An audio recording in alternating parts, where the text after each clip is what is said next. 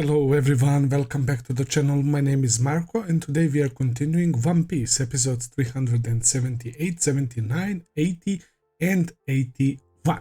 Because you guys told me that this arc ends with episode 381, we are doing 4 episodes today.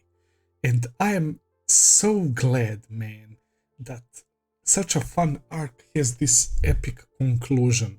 Last episode has to be one of my favorites in entire series. Even though I was pretty hyped and I was in the heat of the moment, I still consider that one of the best episodes. The whole set was amazing. It established really how much Zoro cares for Luffy. Not only Zoro, Sanji and the whole crew. Even the scaredy cats, right? Usopp, Nami and Chopper had no hesitation at all when it comes to Luffy surrendering Luffy or fighting Bartholomew Kuma, who set the whole new standard for warlords in my eyes.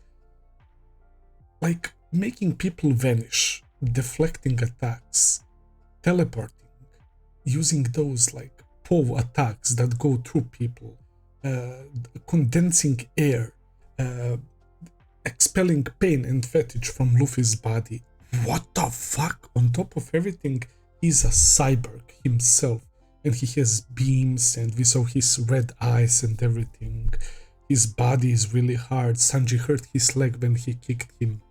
And he is a cyborg, I guess. If he's cyborg, that means he's half human, and he's strong because of certain Dr. Vegapunk. And you guys brought up that he was already mentioned when it comes to Spandam and his Funkrid sword, right? So I will keep that in mind. If Navy has someone like that on their side, like I'm sure we will get into much larger troubles than Kuma, who is called Pacifista. And that's why I say the future of One Piece seems so insane, because right now this guy is without a doubt the strongest opponent to be faced. He's so much stronger than Moria, at least in my eyes. And somehow it looks like we are going to pull through, thanks to Zoro, who injured the pain and fatigue that Luffy accumulated. That was insane. And you also told me that the fandom likes to joke how nothing happened in that episode with the Zoro speech, and it's great. It's simply so phenomenal. I like Sanji's immediate reaction when he woke up. He went to search for Zoro, and we have that epic scene with Zoro just standing there and blood all around him. And when Sanji asked what happened, he says nothing happened. Like it was nothing to him, and he's barely alive, man. What a guy. So Kuma was commentating about Dragon, how he expects his son to have such a dependable guys in his crew or whatever. So yeah, it looks like it's pretty much over. Moria is down.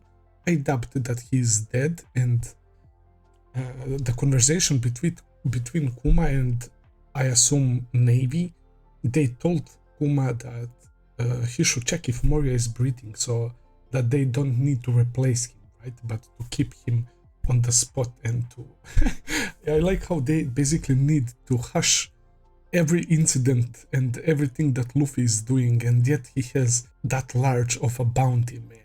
That's insane. I'm super excited to see how will this arc conclude, so without further ado, let's start episode 378. Let's begin.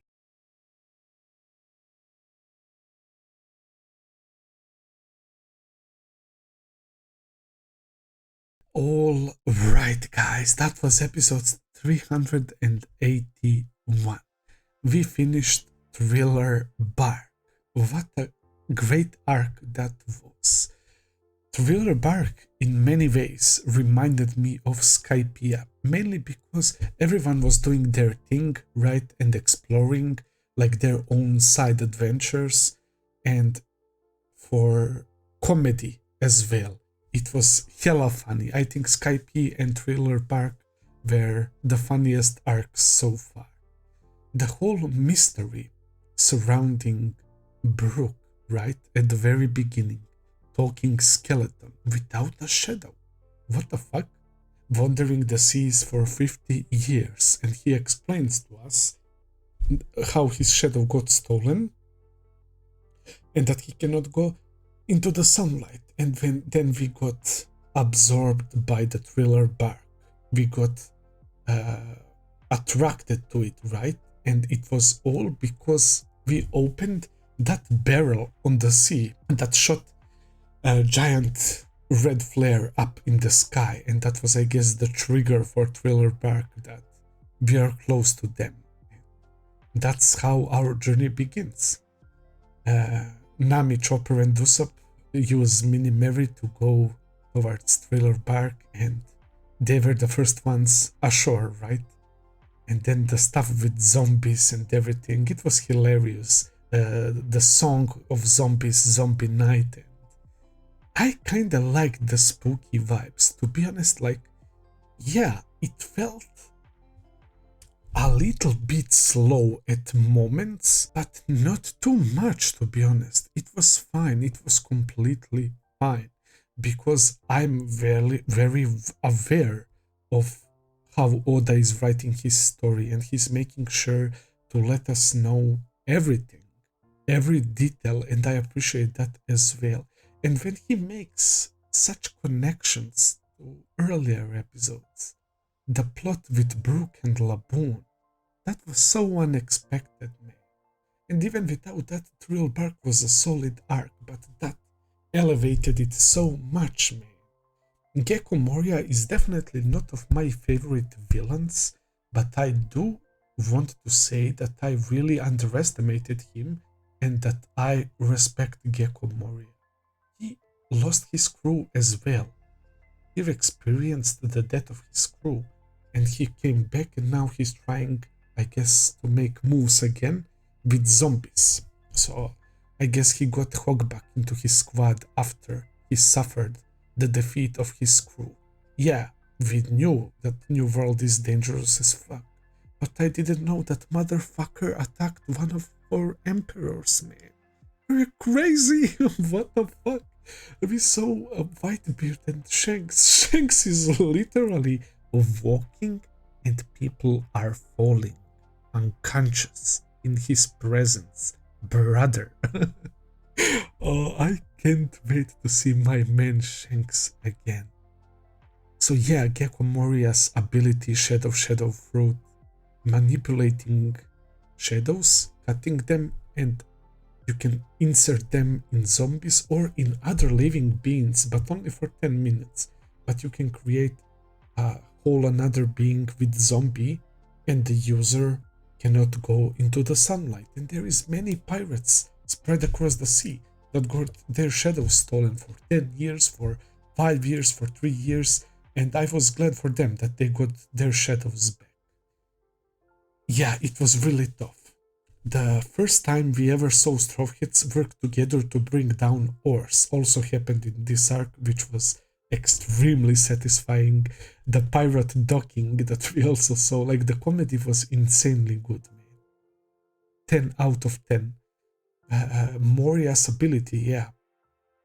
He can slip between his shadow and his body, which is also very OP, and he can, like, manipulate shadow, like, into zombie following its movement, and that's how Ors was able to stretch as well, and not to mention that he can absorb all those shadows and become stronger. Thankfully, he overdid it and absorbed 1000 shadows, so he wasn't able to control it, and because he was so cocky and proud, he lost in the end. Luffy used second, third gear. He was exhausted because of Nightmare Luffy, 100 shadows, and he's made of rubber. He got beating in that black box by Moria, and all of that pain later on went on Zoro, but we will go there in a little bit. So I wanted to say that I respect Moria, and the villains were fun. Absalom is a creepy weirdo, right? But Perona was very fun, at least in my opinion. I enjoyed Perona's shenanigans, and I don't know what the fuck happened to her. I guess we don't know. I don't know if we will ever find out, man. But the fact that Kuma asked if there is a place he would like to go, maybe he sent her there, but that's so tyrant, that's so unlike what tyrant would do, a cruel pirate, right? You would expect him to kill her right away, so there is that as well. And also we have obviously stuff with Sindri and Hogback and their little big story, which was also kind of depressing, and the whole stuff with Chopper and Hogback and what it truly means to be a doctor, right? The clash of ideologies, and I liked how Chopper was mad because he really liked Dr. Hogback. He was well known, but after witnessing what he's doing, he changed and he was very mad about that. So I really appreciate that as well. Also, this is the first arc that Frankie was present. As I anticipated, he fits in perfectly. If there is a character in Straw Hat Crew that I can relate most to, that would probably be Frankie, man. I like Frankie a lot because he's also really emotional. He cries just like me, bro, and he's cracking those jokes, and he likes cola as well, man. I'm fucking cola enjoyer, bro. I literally got diabetes because of that fucking thing, and I still drink it, but of course, no sugar version. I tested it out. It literally doesn't affect my blood sugar as well, but yeah. I drank way too much of sodas in the past, and that cost me greatly. But yeah, I don't know why am I talking about this right now, but I think that Frankie might be the most relatable to me out of Straw Hats, man. But definitely, who would be my favorite? I can't yet decide, man. I love them all so much. Obviously, Zoro is my favorite character, but can I separate him really from Luffy and from Frankie and from Robin and from Sanji, Nami, Chopper, Usopp? Man, I can't. I really can't. I love them all in their own unique ways, but if I have to pick a favorite character, that would be Zoro. Really, really fun arc, bro. The stuff with Kuma. He was sent by the government. So, it's clearly because of capturing Gaze. Now that we know that he is imprisoned as well, I think that's the underwater prison that they mentioned during NES Lobby. It's close, NES Lobby, the Navy HQ, and the underwater prison, right? I think it was named Impel Down, if I remember correctly. So it's clear that Blackbeard became a warlord because he captured Ace. I'm almost sure about that. But what next? What next is Blackbeard plotting? He's a man of dreams. We know that he has a D in his name as well. It's crazy that we don't still know a jack shit about that. So Kuma was sent there because government thought that Moria might lose to Luffy. They're not underestimating Luffy ever again. Yeah, sure, they can think that taking down Crocodile might be a flaw. But what he did in the NES Lobby, fuck you, world government. Now they're scary when it comes to Luffy, and they sent Kuma with, and they were damn right. We took down Moria, man. But Kuma is too much. There is this like Dr. Vegapunk, who is apparently 500 years ahead of its time, a crazy doctor.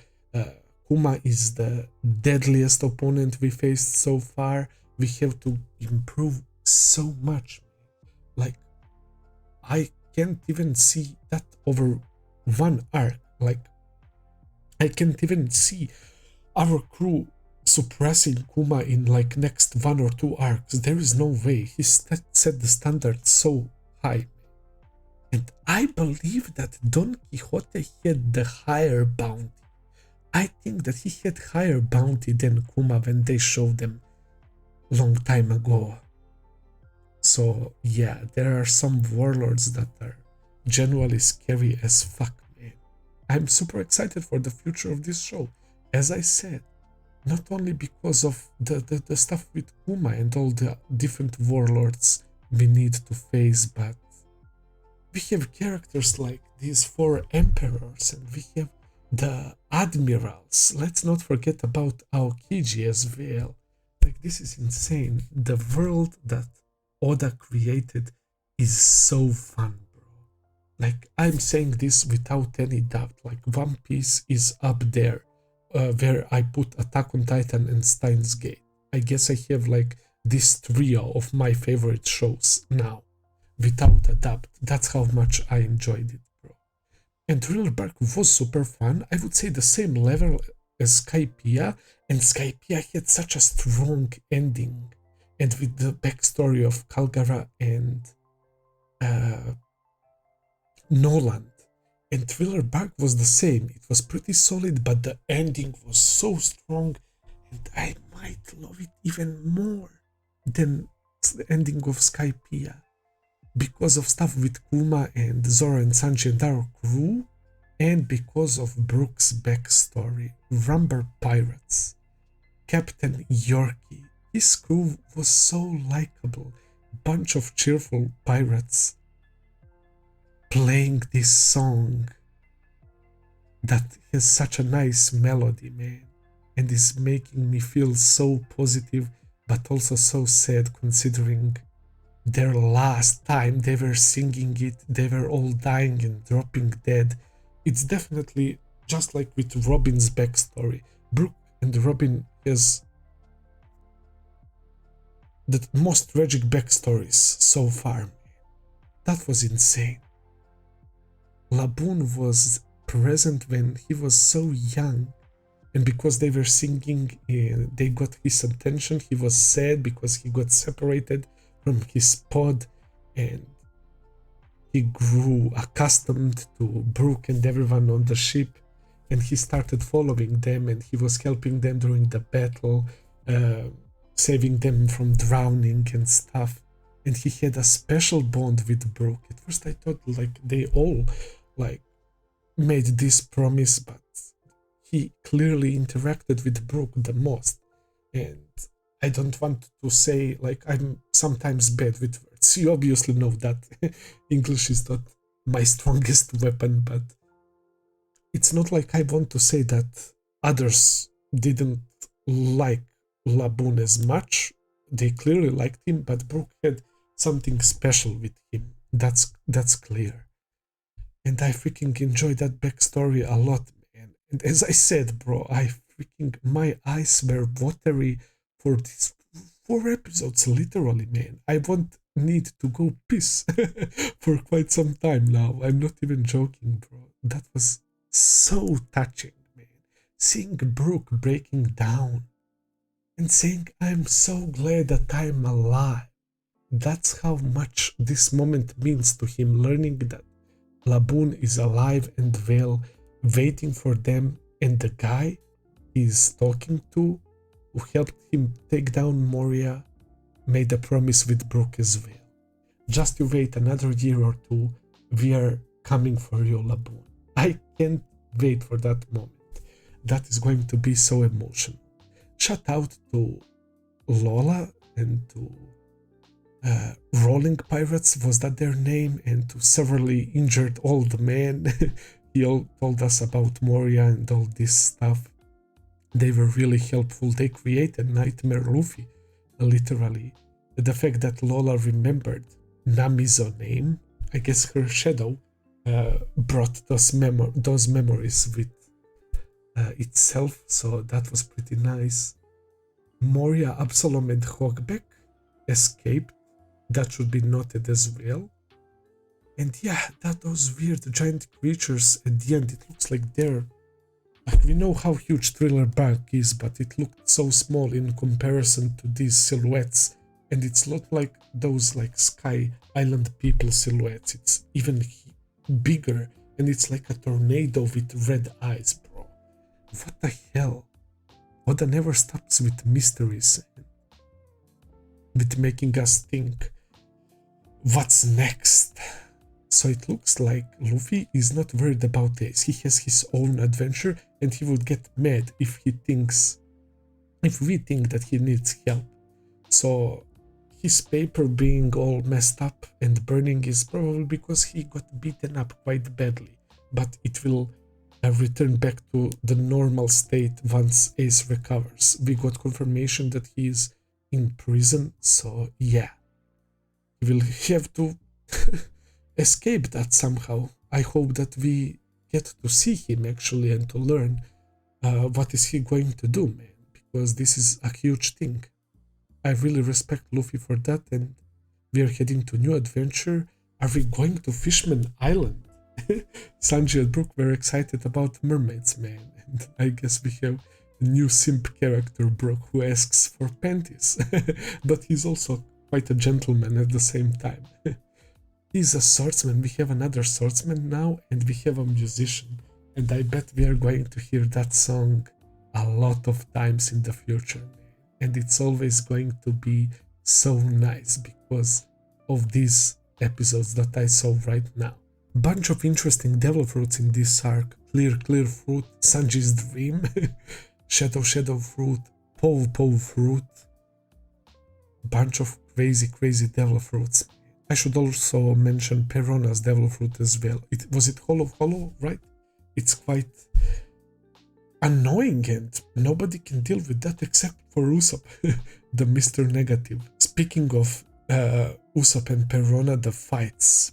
Usopp against Perona, Zoro against Ryuma, Robin and Frankie against the monkey, Brook against Ryuma and him helping Robin and Frankie, Chopper and Robin against Hogback and Sindri, Luffy against Moria.